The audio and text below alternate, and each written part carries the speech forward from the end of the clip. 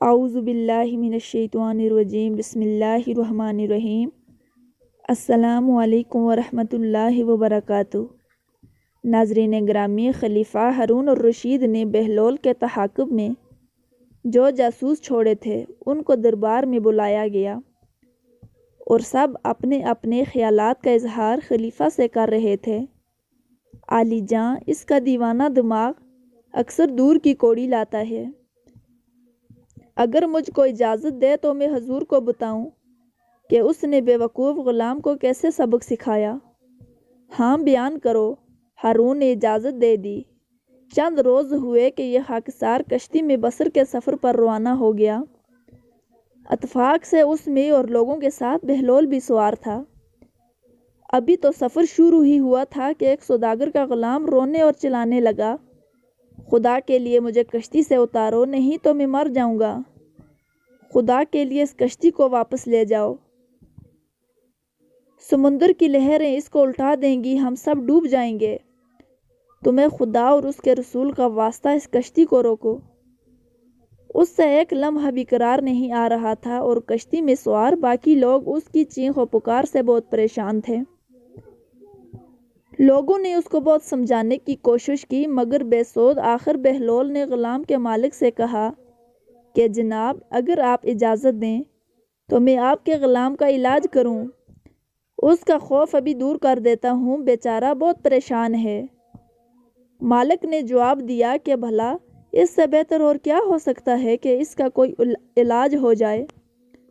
یہ خود تو پریشان ہے مگر اس کی چیخ و پکار ہمارے دماغوں پر ہتھوڑے کی طرح برس رہی ہے۔ تمہیں جزائے خیر دے، جلدی کرو۔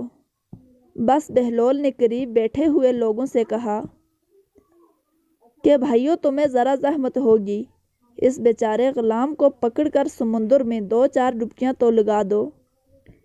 لوگ بہت حیران اور پریشان ہو کر بہلول کی طرف دیکھنے لگے۔ بہلول نے پھر کہا، آپ لوگ کیوں فکر کرتے ہو، یہ مر تو نہیں جائے گا؟ ویسے بھی اس کے مالک نے اجازت دے دی ہے۔ اٹھو، شاباش، اور پکڑ کر سمندر میں 2-4 غوطے لگا دو، پھر دیکھو اس کا کمال۔ لوگ فوراً اٹھے اور پکڑ کے رسا باندھنے لگے۔ اس کی چیخیں اور بلند ہونے لگی مگر لوگوں نے آؤ دیکھا نہ تاؤ، اس کو پکڑ کر سمندر میں الٹا لٹکا دیا اور 3-4 غوطے پانی میں لگوانے کے بعد اوپر کھینچ دیے۔ اس نے ہانپتے کانپتے اپنے منہ اور ناک سے پانی نکالا، بال پونچھے اور ایک کونے میں جا کر بیٹھ گیا۔ اب حیرت والی بات یہ تھی کہ اب تو بالکل اس کی آواز بند ہو گئی تھی۔